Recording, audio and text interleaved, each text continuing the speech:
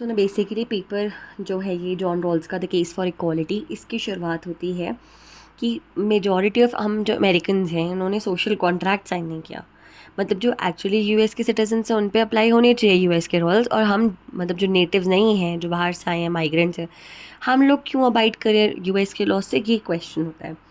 ठीक है, तो इसका सिंपल आंसर जॉन लॉक की भाषा में अगर हम कहें तो क्योंकि हम यूएस के अगर सरजमीन पे हैं तो हमने टेसिट कंसेंट साइन किया है। मतलब अगर हम किसी कंट्री के हाईवे से भी निकल रहे हैं, कहीं से भी निकल रहे हैं, तो ये एक कस्टमरी इंटरनेशनल लॉ का प्रिंसिपल है या कस्टमरी प्रिंसिपल है लॉ का। ये हम जिस स्टेट से निकल रहे हैं हमें वहाँ की लॉज को फॉलो करना पड़ेगा। ये जॉन लॉ कहते हैं through the concept of tacit consent.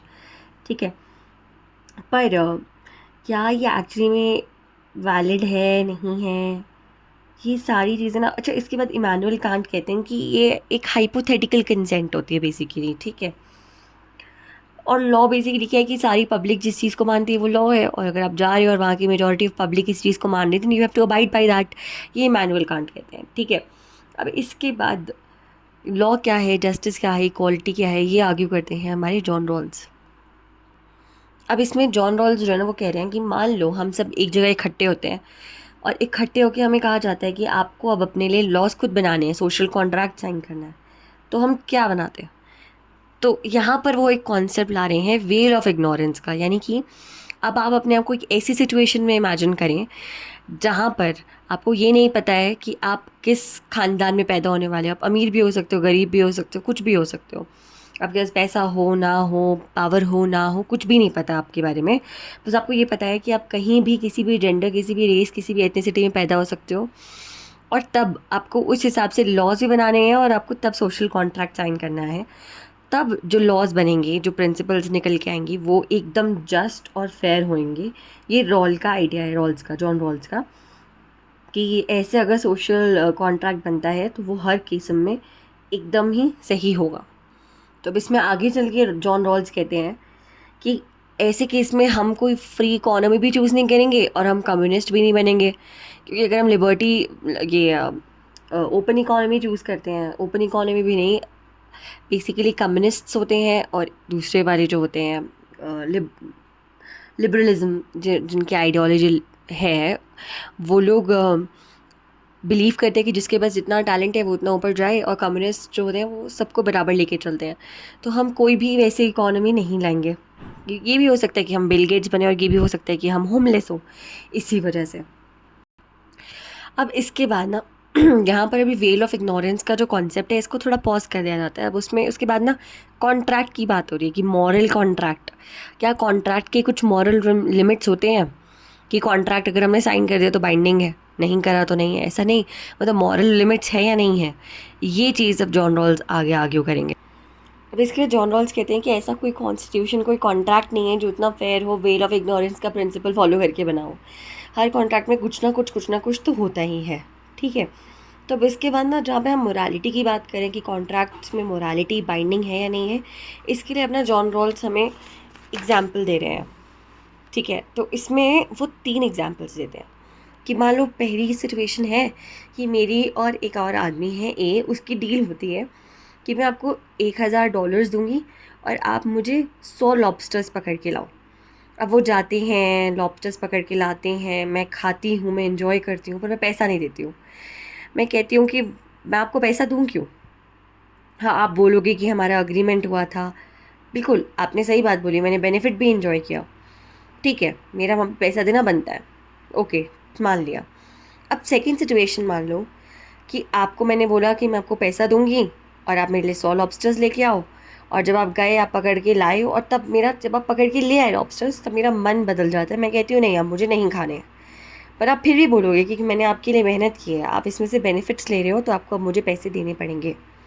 ठीक है, नहीं तो मेरे उसका काम का क्या फ़ायदा? अब तीसरी सिचुएशन होती है जहाँ पे आप जाते हो, आपका मेरा कॉन्ट्रैक्ट होता है, आप बस निकलने वाले होते हो डोर से, और तब मैं कहती हूँ कि नहीं नहीं नहीं नहीं, अब मेरे को नहीं खाने, मतलब आपकी मेहनत होने ही नहीं देती हूँ। मैं उससे पहले ही आपको कॉल करके बोल देती हूँ कि मेरे को नहीं चाहिए, आप मत पकड़ना लॉबस्टर्स। ठीक है, इसके बाद आप आके कहते हो कि हमारा तो कॉन्ट्रैक्ट हुआ था, अब भले ही मैं आपको नहीं दे रहा हूँ लॉबस्टर्स, पर आपको तो मुझे देने पड़ेंगे पैसे। तो अब कुछ लोग यहाँ पे बोलेंगे a deal is a deal, और कुछ लोग बोलेंगे कि अगर डील है तो सामने वाले को भी अपनी ऑब्लिगेशंस फुलफ़िल करनी होती है, लॉबस्टर्स और मुझे भी, तभी मैं पैसे देती। ना लॉबस्टर्स आए मैं पैसे क्यों दूँ? अगर लॉबस्टर्स आ भी जाएँगे तो मैंने तो पहले मना कर दिया था। पहले ही deal is a deal but I have took my consent back. तो ऐसे केस में क्या होगा, ये एक बहुत डिबेटेबल चीज़ थी आगे चल के, जो काफ़ी डिबेटेबल साबित हुई है। तो हमें यहाँ से ये पता चलता है कि क्या सिर्फ़ कंसेंट से हम कॉन्ट्रैक्ट बना सकते हैं, या थोड़ा मॉरल वेट भी होता है कॉन्ट्रैक्ट का। तो यहाँ से अब हमें पता चल रहा है कि नहीं, देखो मॉरल वेट तो होता है। अब चलो वो बंदे को हम $1000 ना दें, पर हम कुछ रुपए तो देंगे ही ना, कि यार चल ठीक है, तेरा हमने बोला कि हम करेंगे और हमने नहीं किया, तेरा थोड़ा नुकसान हुआ, ये जो भी है। तो एक मॉरल वेट हर कॉन्ट्रैक्ट कैरी करता है, ये यहाँ इस डिबेट से प्रूव किया है जॉन रॉल्स ने। तो कुछ केसेस में कंसेंट बहुत मैटर करती है और मॉरल बिल्कुल नहीं, मोरालिटी बिल्कुल नहीं, लेकिन कुछ केसेस में मोरालिटी बहुत मैटर करती है, कंसेंट भी। तो अब हम यहाँ पे अगला जो हमारा सिचुएशन है, इसमें जॉन रॉल्स हमें ये एक्सप्लेन करना चाह रहे हैं कि क्या कंसेंट जब बिल्कुल ज़रूरी नहीं होती, कंसेंट इज़ नॉट इनफ। ठीक है, अब इसमें वो एग्जाम्पल दे रहे हैं पहला, कि मान लो 2 बच्चे हैं, ए और बी। ए छोटा है, बी बड़ा है।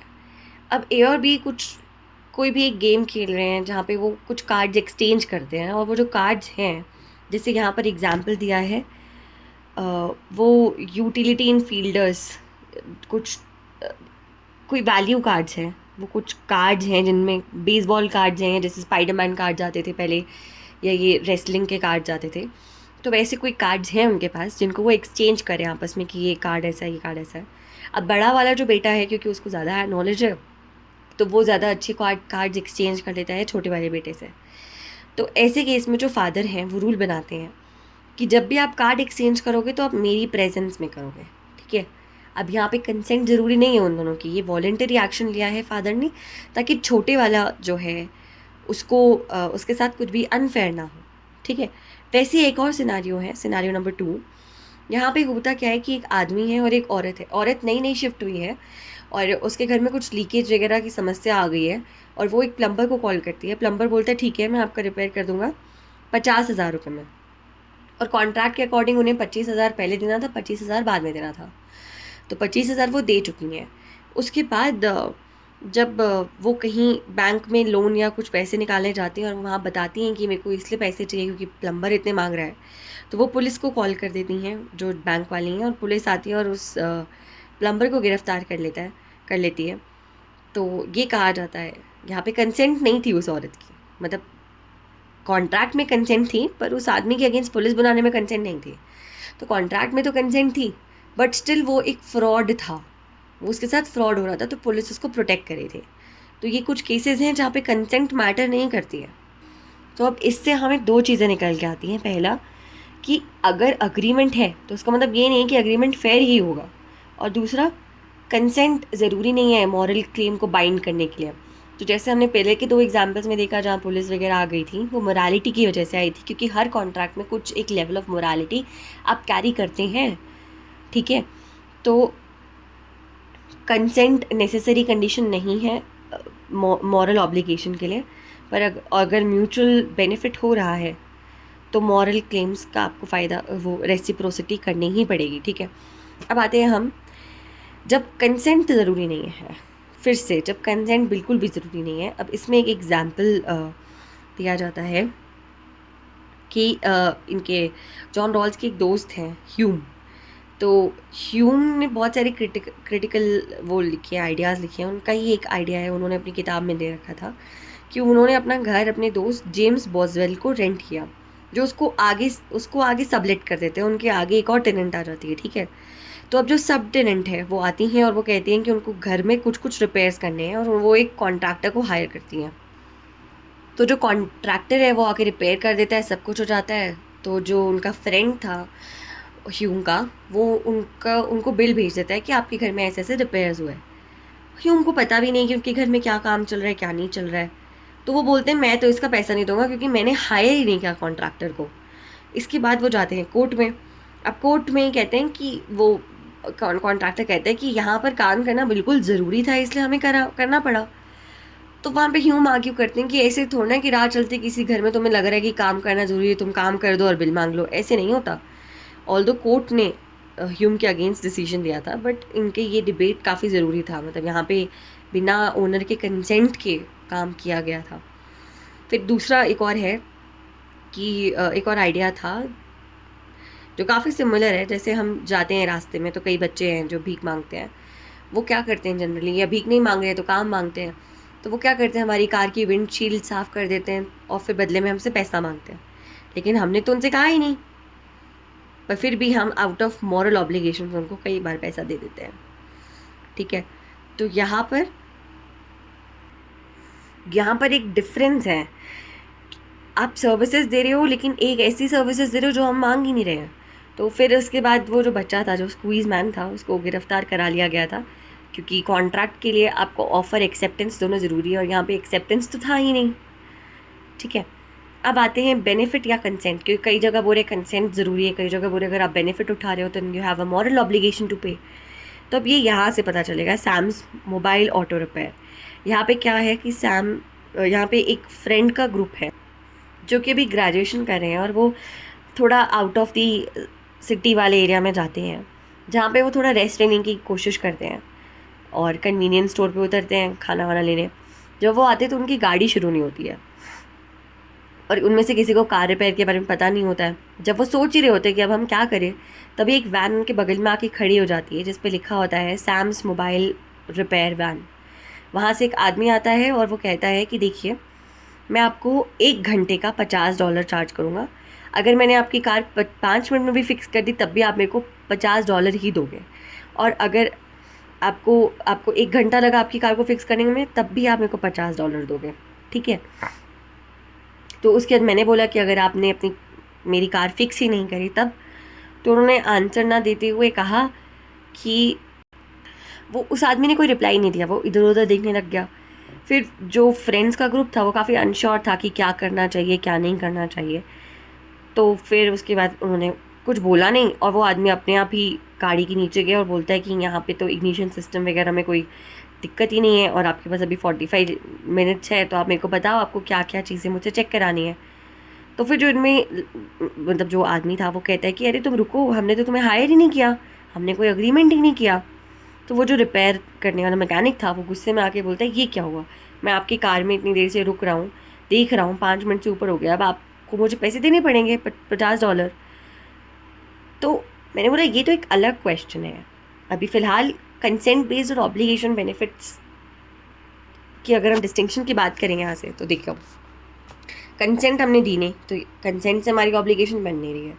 अब बेनिफिट से हमारी ऑब्लिगेशन बन सकती है, लेकिन जब मैंने कंसेंट दी ही नहीं और बेनिफिट भी कुछ हुआ नहीं, मेरी कार तो रिपेयर हुई नहीं, तो फिर अब यहाँ पर कंसेंट और बेनिफिट बेस्ड अगर मैं बताऊँ डिफरेंस, तो ये है कि वो आदमी कहता है कि अगर मैं इधर उधर दिख के अभी 5-10 मिनट में आपकी कार ठीक कर देता तो आपको मेरे को पैसे देने ही पड़ते थे। तो बोलते हैं बिल्कुल देने पड़ते, क्योंकि उससे मेरे को बेनिफिट हो रहा था कि आपने मेरी कार ठीक कर दी थी। लेकिन अब मेरी यहाँ कंसेंट है ना, मेरे को कोई बेनिफिट हुआ है, तो मैं आपको पैसे नहीं दूंगा। तो यहाँ पर एक टसल रहता ही है between consent and benefit, but एक यहाँ से हमें डिफरेंस क्लियर हो गया।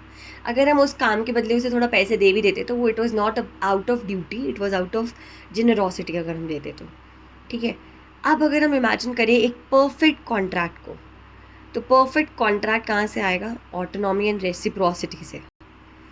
अब ना यहाँ पे बात हो रही है कि परफेक्ट कॉन्ट्रैक्ट अगर हमें बनाना है, तो मान लो एक बहुत पावरफुल आदमी मेरे सामने है, बहुत इंटेलिजेंट है, या कोई ऐसा है जो मेरे से बेटर है किसी एक पर्टिकुलर स्किल में, और उसी स्किल से रिलेटेड हमें कॉन्ट्रैक्ट बनाना है, तो ऑफकोर्स वो थोड़े एसर्टिव होंगे, वो अपने लिए बेटर चीज़ें चूज़ कर पाएंगे।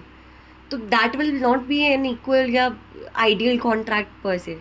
अब मुझे अगर एक आइडियल कॉन्ट्रैक्ट बनाना है, तो मान लो एक ऐसी सिचुएशन जहाँ पे मैं ही हूँ सामने, मतलब बिल्कुल मेरी तरह एक कोई लड़की है जिसका नॉलेज मेरी तरह है, जो बिल्कुल मेरी तरह आइडेंटिकल है, हम दोनों बैठ के अगर कोई ये बनाते हैं, कॉन्ट्रैक्ट बनाते हैं, तो हमारे कॉन्ट्रैक्ट एकदम सिमिलर होंगे, और ऐसा कुछ नहीं होगा कि कि सामने वाले को ज़्यादा बेनिफिट है या कुछ ऐसा है। हमारी टर्म्स काफ़ी सिमिलर इक्वल रहेंगे। अगर आप ये चीज़ इमेजिन कर पा रहे हो, तो हम जो जॉन रॉल्स का आइडिया है of a hypothetical agreement equality की, वहाँ पर हम पहुँच चुके हैं इस आइडिया से। पर बात ये है कि वेल ऑफ इग्नोरेंस तो एक हाइपोथेटिकल अग्रीमेंट ही है। एक्चुअल में ये बहुत मॉरली वीकर चीज़ है, एक्चुअल में ये आ भी नहीं सकती है, ठीक है। अब यहाँ पर दो प्रिंसिपल ऑफ जस्टिस की बात की गई है। तो अब रॉल्स यहाँ पे कहते हैं कि अगर हम वेल ऑफ इग्नोरेंस के पीछे से अपने लिए अपने ऊपर गवर्न करने के लिए कोई प्रिंसिपल चूज़ करेंगे, तो ये तो पक्का है कि हम यूटिलिटेरियनिज्म तो नहीं चूज़ करेंगे। तो हम क्या चूज़ करेंगे अपने अपने आप को किसी भी खतरे से बचाने से? वेल ऑफ इग्नोरेंस के अंदर हम चूज़ करेंगे principle of equal basic liberties, जिसमें right to life, right to liberty, right to freedom of conscience, right to freedom of religion, मतलब जनरल वेलफेयर की सारी चीज़ें आ जाएंगी, ठीक है। जिसमें हम हेल्थ केयर इम्प्रूव करने की बात करेंगे, डिफरेंस प्रिंसिपल जो है उसे भी अप्लाई करने की बात करेंगे जॉन रॉल्स का। अब ये डिफरेंस प्रिंसिपल क्या है ना, ये हम आगे पढ़ेंगे। देखो, डिफरेंस प्रिंसिपल है ना, इसमें बेसिकली यही कहा जाता है जनरली कि अगर आपके पास नेचुरली कोई टैलेंट है तो वो हम सोसाइटी को देंगे, मतलब सोसाइटी उसका यूज़ करेगी, ऐसा नहीं कि सिर्फ आप उससे बेनिफिट उठाओगे। तो अपने यहाँ पे बात की जाती है कि हम डॉक्टर्स को ज़्यादा पैसे दे रहे हैं, सर्जन्स को अलग पैसा है। अगर हम सबको बराबर कर देंगे तो लोग काम ही नहीं करेंगे ना, फिर डॉक्टर क्यों बनना जब उतने ही पैसे मिल रहे हैं इलेक्ट्रीशियन बन के, प्लम्बर बन के, इसमें ज़्यादा काम नहीं है कोई भी ऐसा काम करके, तो फिर हम डॉक्टर बन के इतनी पढ़ाई करके क्या फ़ायदा, ठीक है। ऊपर से रॉल्स को ये कैसे श्योरिटी है कि वेल ऑफ इग्नोरेंस के पीछे जो आदमी डिसाइड कर रहा है कि हमें कैसा कॉन्ट्रैक्ट चाहिए, वो गैम्बलर नहीं है। मान लो वो कहे अमीर अमीर हो जाए, गरीब गरीब हो जाए, ये तो गैम्बलिंग ही है ना, कि हो सकता है मैं अमीर घर में पैदा हूँ, हो सकता है गरीब घर में पैदा हूँ, 50% चांसेस हैं। तो रिस्क ले सकते हैं जो रिस्क टेकर्स हैं। तो ऐसा नहीं कि वेल ऑफ इग्नोरेंस से एक बढ़िया कॉन्ट्रैक्ट ही बन के आएगा, ऐसा ज़रूरी नहीं है। अब यहाँ पे ना Rawls argument from moral at arbitrariness की बात कर रहे हैं कि मान लो कि एक आदमी है, वो बहुत सपोर्टिव फैमिली से आता है, बहुत अच्छी फैमिली से आता है, एजुकेशन बहुत अच्छी हुई है, और दूसरा आदमी बहुत सारे और हैं जो गरीब हैं वगैरह वगैरह, इसके ऑपोजिट हैं। तो अगर ये एक रेस में घुस रहे हैं तो उनका स्टार्टिंग पॉइंट हम डिफरेंट रख सकते हैं, तो उससे तो ये हो सकता है। अब यहाँ पे जॉन रॉल्स बात करते हैं कि अब अलग अलग पॉइंट से रेस शुरुआत करने की का पर्पस क्या है हमारा, कि हम सबको बराबर फुटेज पे ला पाए, फाइनली अचीव करवा के। अब यहाँ पर जॉन रॉल्स कहते हैं कि चलो मान लो हम लेके आ भी गए सबको एक फुटिंग पे, सबकी रेस एक दो जनरेशन बाद मान लो एक ही जगह से हम शुरू भी कर रहे हैं कि सब बराबर हो गए, पैसे वैसे में सब बराबर हो गए, तो उसके बाद अगर सब एक पॉइंट से शुरू कर रहे हैं तब भी एक नेचुरल बायस रहेगा कि कुछ लोग लंबे होंगे, कुछ लोग एथलेटिक होंगे बाय जेनेटिक्स, बाय बर्थ, कुछ लोग फास्ट रनर्स होंगे, तो ये तो फिर से बायस हो जाएगा, तो फिर से गलत हो जाएगा। अब इसमें भी ना मान लो एक इगैलिटेरियन नाइटमेयर का एग्जाम्पल है, बेसिकली एक शॉर्ट स्टोरी है, उसमें दिखाया गया है कि एक इगैलिटेरियन सोसाइटी है जहाँ पे सब सबके बराबर है, कोई एक भी स्मार्टर नहीं, कोई बेटर नहीं दिखता, कोई तेज़ नहीं, कोई मजबूत नहीं, कोई स्ट्रॉन्ग नहीं, सब बराबर है। अब मान लो कि कोई बड़ा इंटेलिजेंट लड़का है तो उसके कान में ईयरफोन्स लगा दिए गए हैं जिसमें वो हर 10 मिनट में आवाज़ आती है की करके, जिससे वो पढ़ नहीं पा रहा है, डिस्ट्रैक्ट हो रहा है, और वो सबके बराबर आ रहा है। कोई बहुत सुंदर दिखता है तो उसके नाक पे लाल रंग का बॉल लगा दी गई है, उसकी आईब्रोज उसको शेव करके रहने का ऑर्डर मिला है, ये सब कुछ उसको मिला है ताकि वो अपने दिमाग का, अपने लुक्स का, किसी भी चीज़ का अनफेयर एडवांटेज ना उठा पाए। ये इगैलिटेरियन सोसाइटी बनाने के लिए हमने किया है। तो अब ऐसे में तो देखो किसी का फ़ायदा ही नहीं हो रहा ना, तो ये चीज़ें बिल्कुल गलत है, ये चीज़ें बिल्कुल गलत है, ये कहा गया है यहाँ पर। इसीलिए जॉन रॉल्स ने एक बहुत अच्छा जस्टिस का आइडिया दिया है, दैट इज़ डिफरेंस प्रिंसिपल के थ्रू, जिसमें वो कहते हैं कि अगर कोई बहुत टैलेंटेड है नेचुरली तो हम उसके टैलेंट का फ़ायदा सोसाइटी के वेलफेयर के लिए होना चाहिए। अब उसका वो अपने टैलेंट से सोसाइटी का फ़ायदा भी तो कर रहा है ना, तो सोसाइटी का वेलफेयर करे। अब हम सबको इक्वल फुटिंग में ला देते अगर, तो आज के ज़माने में जिन लोगों ने लैपटॉप्स, कार्स और ये सब कुछ की इन्वेंशन की, वो नहीं कर पाते ना, क्योंकि सब इक्वल फुटिंग में होते, वो फोकस ही नहीं कर पाते। तो इसलिए सोसाइटी को इन जनरल बेनिफिट तो होता ही है उनकी प्रेजेंस से। तो यहाँ पर ये बात करी गई थी डिफरेंस प्रिंसिपल की। अब यहाँ पे अगर आप 4 राइवल थ्योरीज़ को देखो, तो पहला था फ्यूडल और कास्ट सिस्टम, जिसमें बर्थ जो एक एक्सीडेंट है, एक्सीडेंट ऑफ बर्थ जिसको जॉन रॉल्स कहते हैं, उसके बेसिस पे आपको चीज़ें मिल रही है। दूसरा लिबर्टेरियन था जिसमें free market, formal equality, opportunity, मतलब इन सब चीज़ों को अगर हम देखें तो जॉन रॉल्स का जो डिफरेंस प्रिंसिपल है in the egalitarian society, it is the best according to Rawls, ठीक है। लेकिन अब इसके अगर हम ऑब्जेक्शन की बात करें तो सबसे पहला इंसेंटिव्स, कि अगर मान लो मेरे टैलेंट का बेनिफिट अगर सोसाइटी नहीं उठाना है और मुझे कोई फ़ायदा हो ही नहीं रहा है, तो मैं वो टैलेंट दिखाऊं क्यों, मैं क्यों एक्स्ट्रा मेहनत करूं, मैं क्यों माथापच्ची करूं, जब मेरे को भी 10 ही रुपये मिलने हैं और कोई आदमी जो सो रहा है उसको भी 10 ही रुपये मिलने हैं, तो हम क्यों माथापच्ची करके एक्स्ट्रा मेहनत करके टैलेंट दे, सोसाइटी को बेनिफिट कराएं। और दूसरी चीज़ यहाँ पे एफर्ट्स की बात की गई है कि मान लो नेचुरली मैं भी उतनी ही, मैं ज़्यादा थोड़ी सी इंटेलिजेंट हूँ और कोई कम है, पर क्योंकि मैं ज़्यादा इंटेलिजेंट हूँ तो मैं मेहनत भी ज़्यादा करके बहुत ज़्यादा आगे बढ़ जाती हूँ, और जो नॉर्मल थे वो मेहनत वहनत करना बंद कर देते हैं क्योंकि उनको पता है कि वो आगे तो बढ़ ही नहीं पाएंगे, फिर भी हम लोगों को सेम ही तनख्वाह मिलेगी मैं कितनी मेहनत कर लूँ। एफर्ट्स के लिए भी कोई फ़र्क पड़ता नहीं है, तो मैं क्यों मारूँ एफर्ट्स, मैं जैसी हूँ वैसी रहूँगी ना। अब देखो, अगर हम बात करें तो नेचुरली कुछ रिसर्चर्स में सामने आया कि फर्स्ट बॉर्न चाइल्ड जो है वो काफ़ी डिफरेंट और ज़्यादा स्मार्ट, IQ वगैरह ज़्यादा होता है then the second born child.